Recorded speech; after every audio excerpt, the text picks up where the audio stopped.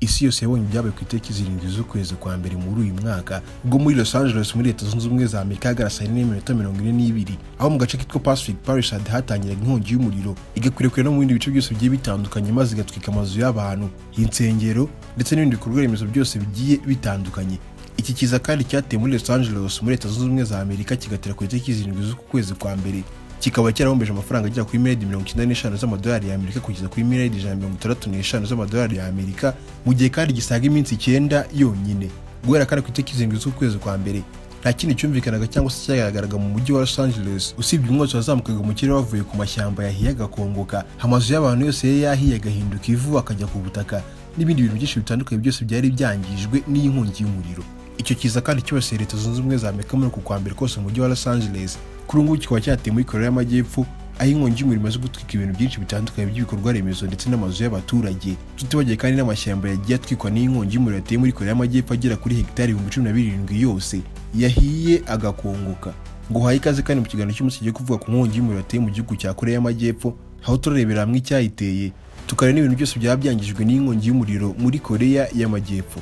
Niba kandi uri mushyashya kuri uyu muyoboro ndagushimiye, ndagusaba kwiyandikisha ukanda subscribe kugira ngo ubashe kureba ibiganiro byacu bicukumbuye bica kuri uyu muyoboro umunsi ku munsi, ibiganiro bya politike, amateka, imyidagaduro ndetse n'ibindi. Ukanda akabuto ka like ugasangiza cyo kiganiro abandi, ubufasha bwanyu bwiza kandi dushimira umunsi ku munsi.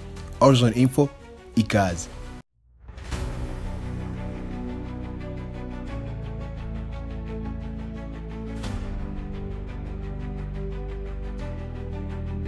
Ku itariki 22 z'uku kwezi kwa gatatu mu gacyaro kitwa Uiseong gaherereye mu gitwa Gyeongsang-buk-do akaba ari inkongi y'umuriro yatangiriye ndetse kandi uko amasaha agendaga hayandi igatezwa umurindi w'umuyaga mwinshi wari muri uyu mujyi maze inkongi y'umuriro ikagenda isakara mu bice byinshi bitandukanye byari byegereye uyu mujyi wa Gyeongsang-buk. Kugeza ubu kandi akaba ataramenyekana neza ikintu cyaba cyarateye inkongi y'umuriro muri uyu mujyi. Gusa kandi abaturage b'Abanyakoreya y'Epfo bari batuye muri uyu mujyi bagatanga amakuru avuga yuko inkongi y'umuriro ishobora kuba yaratewe nuko muri uyu mujyi hari abaturage benshi bari gutwika imyanda mu buryo butemewe, maze muri ibyo byobo bari gutwikiramo iyo myanda umuriro ukavamo ukagenda usakara mu mashyamba yari yegereye aho ngaho bari gutwikira iyo myanda, kugeza ubwo amashyamba yose yari aturiye aho ngaho yose yise afatwa n'inkongi y'umuriro maze akagenda ashumika n'ahandi henshi hatandukanye harimo n'ibikorwa remezo by'abantu ndetse n'amazu y'abaturage.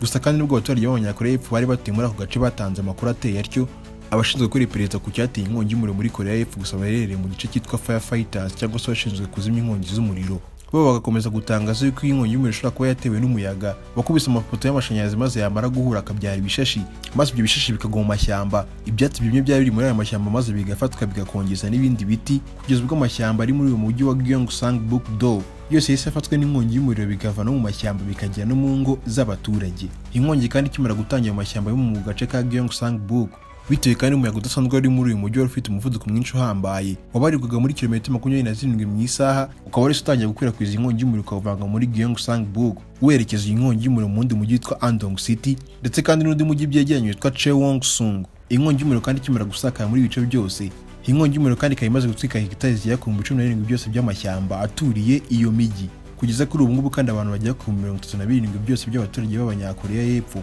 bakaba bamaze gukurwa mu byabo bagashyirwa ahantu heza hatekanye bitewe n'uko ingo zabo ndetse n'ibintu byabo by'agaciro byose byahiye bigakongoka bigahinduka ivu. Kugeza kuri ubu ngubu kandi inkongi y'umuriro ikaba imaze kwica abantu bagera kuri 27 bose, muri abo kandi hakaba harimo abantu bagera kuri 4 bose bashinzwe kuzimya umuriro. Tutibagiye kandi umupilote umwe utwaye indege y'imira zimya umuriro ubwo indege kandi yari mu kazi kabasha gukora impanuka ikisenura hasi mu nkongi, umupilote wari uyibona agahita yitaba Imana. Kugeza kuri ubu ngubu kandi hamaze kwarirwa ibikorwa remezo bigera kuri 300 byose bimaze kwangizwa n'inkongi y'umuriro bikomeye, harimo kandi n'amazu y'abaturage nayo yangijwe n'inkongi y'umuriro mpaka kugera ku ivu. Muri ibyo bintu kandi byinshi byaje byangizwa n'inkongi y'umuriro hakaba harimo n'ibikorwa remezo bihambaye byakururaga ba mukerarugendo mu gihugu cya Korea y'Amajyepfo. Aho ngaho kandi twavugamo nk'urusengero rw'Abudiste rwangikiye muri iyi nkongi y'umuriro rwitwa Gonsa Temple rwari rumaze imyaka igera ku 1344 rwubatswe, bitewe n'uko rwubatswe mu kinyejana cya 7 agana mu mwaka wa 681. Urusengero kandi rw'Abudiste rwitwa Gonsa Temple rukaba rwose rwahiye paka ku butaka, bitewe n'uko kandi muri bice byibasiwemo n'inkongi y'umuriro hari hatuye abaturage benshi b'abahinzi. Hajya hacashana amashusho menshi agiye atandukanye ku mbuga nkoranyambaga yerekana abaturage benshi b'Abanyakoreya y'Epfo bari batuye muri bino bice bari mu gahinda, abakecuru, ababyeyi bose bavuga yuko babajwe no kubura ibyabo byose byahiriye muri iyi nkongi y'umuriro, harimo ibikoresho by'ubuhinzi ndetse n'ibindi byose bakoreshaga mu mirimo yabo ya buri munsi. Kugeza kuri ubu ngubu kandi inkongi y'umuriro imaze gutwika ubuso bungana na hegitari 70 by'ubutaka. ku munsi w'ejo kandi akaba aribwo abaturage ba Korea y'Amajyepfo bakira ijambo ryarivuye kuri Premier Minister wabo ariwe Han Duck-soo havuga yuko abakuye mu byabo bose bari kwitabwaho kandi bagiye gushyirwa ahantu heza hagomba ko basimbuye ingo zabo nziza babuze. Yakomeje kandi avuga yuko bari gushaka uburyo bwose bwahagarika inkongi y'umuriro igitaraganya ikarekera kwangiza ibintu byinshi bitandukanye by'ibikorwa remezo byose by'igihugu cya Korea y'Amajyepfo. Kuri ubu kandi akaba arimo habarwa indege zo mu bwoko bwa helicopter gusa zishinzwe kuzimya inkongi y'umuriro zigera ku 148 ziri kurwana no gushaka kuzimya inkongi y'umuriro, ndetse kandi akaba arimo n'abandi bantu bagiye ku 11 bose harimo abapolisi, abasirikare bose bari gutanga ubufasha bwabo isaha ku isaha kugira ngo barebe yuko inkongi y'umuriro bayica intege ikazima burundu.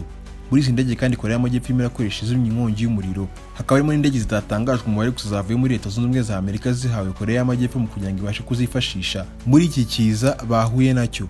Kuri ubu ngubu kandi amashuri yose yahereye muri ibyo bice byose byateyemo inkongi y'umuriro akaba yafunze, n'imfungo zose zabaga muri gereza zari ziherereye muri iyo mijyi yose zikaba zimuriwe ahandi.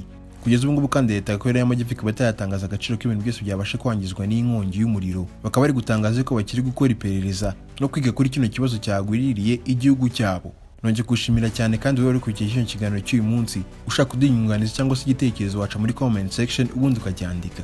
Kwiyandikisha kuri uyu muyoboro ukagira ureba ibiganiro byacu bica kuri uyu muyoboro umunsi ku munsi ni ubufasha bwanyu bwiza kandi dushimira. Mbifurije ishya n'ihirwe mu byo mukora byose, muhaye umurongo kandi kubagira n'iby'agaciro kuri uyu muyoboro.